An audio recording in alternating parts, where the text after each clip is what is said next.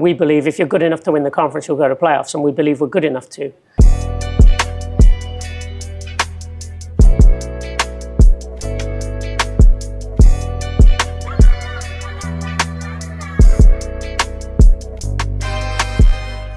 Hey guys, my name is Sanjay. I'm with the SID team. I'm here with Jack Gidney with the women's soccer program at Westcliff University. Jack, how's things going? I know you guys are in week 2 right now. How's everything going with? Yeah, things are good, mate. We, 2/3 of the team are new, so a lot of new bodies, but the general attitude is so enthusiastic, so positive. Such a willingness to be here and work and be with one another, and it feels far more appreciative than ever. And I know every program is probably getting back to preseason and excited to be back, but so far everything is going wonderful. We're really, really pleased. Yeah, I've definitely noticed that from last year to this year that the environment has definitely changed, and I've loved what I've seen so far. Being there the past 2 weeks, the talent level that has definitely elevated since last year. Can you expand on the recruiting process that you've done? Yeah. Look, first of all, thanks to you guys in the SID team for putting our program out there and putting the talent out there. Talent wants to play with talent, so having a platform to showcase it, particularly as well as you guys help showcase us, is massive. So I appreciate you all for that. It's really difficult to pinpoint 2 to 3 because 2/3 of the group are new, and it's so early. We've not really pushed them into difficult environments or seen them uncomfortable yet. But I think if you just go based off the social media, or if you go based on resumes, you're looking at people like Jordan Gather. She's coming in from UCLA. As a youth player, she was in the team of the decade in Southern California. She's won a national Division I title. She knows what it's like to go into the deep water of college soccer. So she's obviously a player that we're very excited to have, and very fortunate that she's chosen to be with us. Jay Tolentino has been at a few college programs and got a nose for goal, and I think every program in the country, every team at every level looks for a striker who it's instinctive to score. So those are 2 that stand out. Monique and Jazz, both been there, done it with hope at this level. They've been around, they bring some experience, some leadership.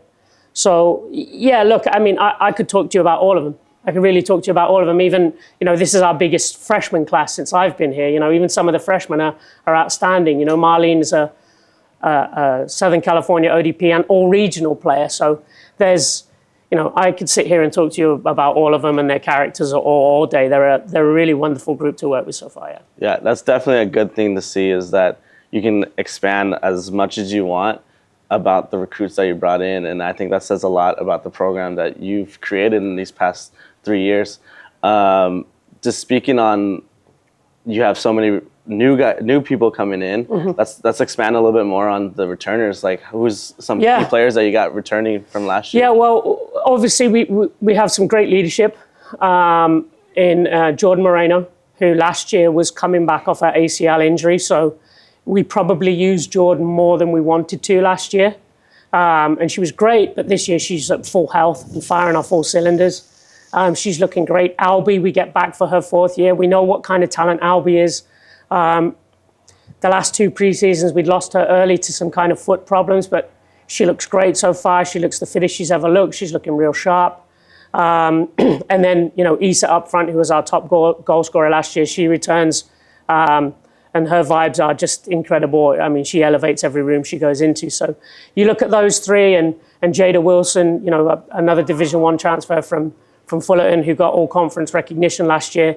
You're looking at those kind of 3 or 4 as senior leaders to kind of push the principles we're about and help the new ones bed in. And so far, we're so pleased with that leadership. It's really reflecting through the group, Yeah, and I've definitely seen the leadership out there, and with those 4 girls that you have, and I think even other ones are kind of stepping up. Yeah, some of the younger ones, like Cami Luna. Cami's a junior, but she joined when we joined, and so she's been with us all the way, and obviously she played youth for Matt, and so even as a junior, you're seeing younger ones wanting to step into that role and wanting to push themselves and help manage the group, and even through our injuries. I mean, we're really, really impressed with the maturity of the group. So yeah, look, I mean, as I say, every program right now is coming back and excited to be back.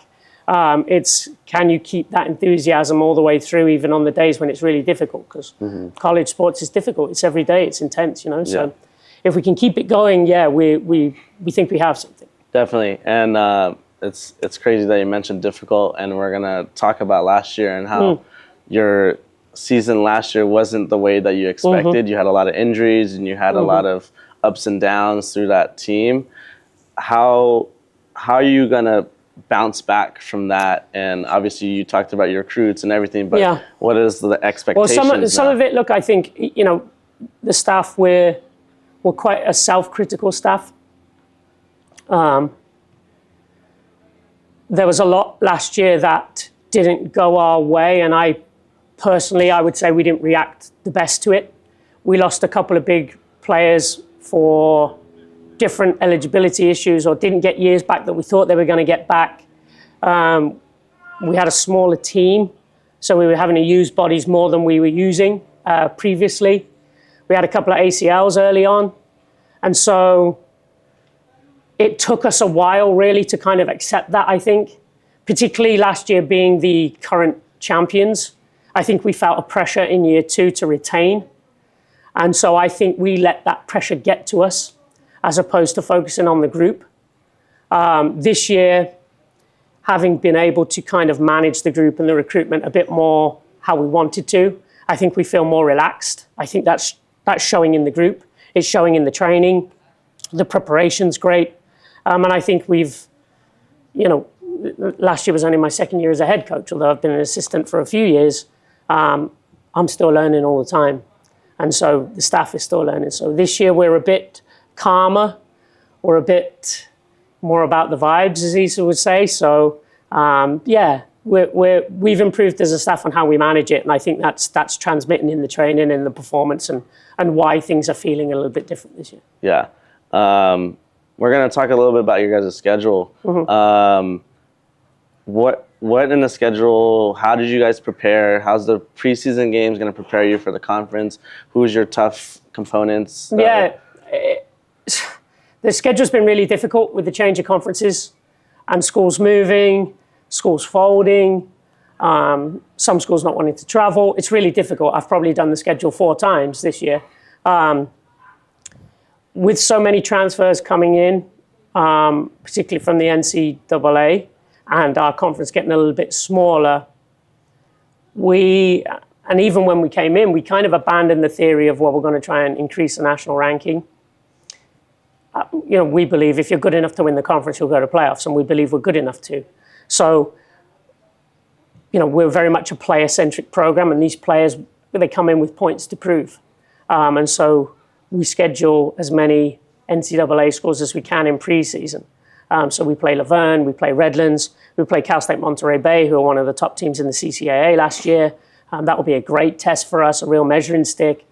So we play these teams really to give the players that little bit of chum in the water, and then kind of see where we measure up and how we think we're going in those games, but also in some games where we feel we can impose our style, impose our system, impose our structure and philosophy into other games where we can perhaps play more of the roster to look at them, because you can't go in with 11. You're going in with 18 to 22 minimum, so we need to be able to see them as well, which means the preseason needs a different set of games. So for sure, yeah.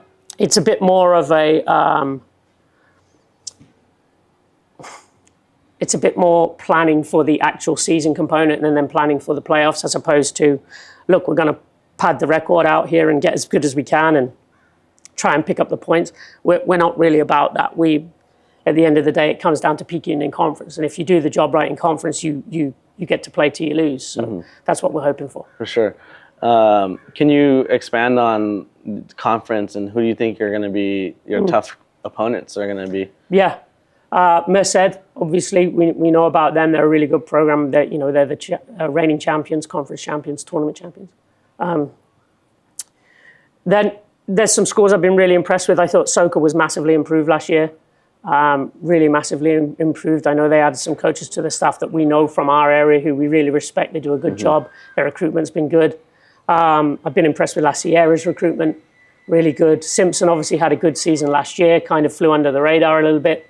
So those are probably the 3 or 4 schools that you're looking at. Okay, like we're going to have our wits about us there. But again, I don't like to get too distracted with what everyone else is doing. If we've done our job right, the results will come. If you do the right things, you get the right things happen. So we're going to try and focus a little bit more intrinsically on us this year. For sure, yeah.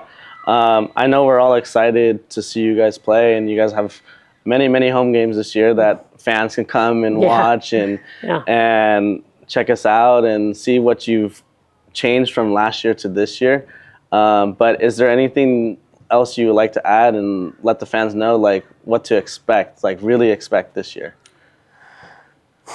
Not really. I mean, again, you know, we're staff led, but we're player centric. The players control the environment. It's really on them. We know we have the talent. We know we have good attitudes right now. It's how we've embraced the days of discomfort. Doesn't always go your way.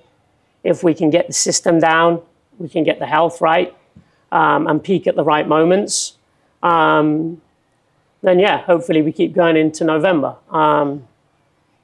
If we struggle with that and we get too easily distracted or we become too individualistic in our desires, yeah, like any team in the country, you're going to have trouble with that. So no, you know, we're home a lot.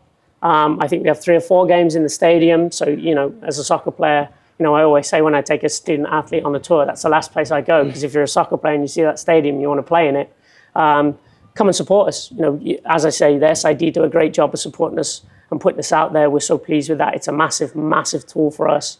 But we have some incredible talent here. And more important than that, some absolutely unbelievable human beings that deserve to be champions. So if you can, like you say, we're at home, please come and support us. For sure, Jack. And we appreciate you taking the time to be with us and talk to us about your upcoming season. Good luck, Coach, and we'll be there to support you throughout this season. Anytime, Sanjay, anytime.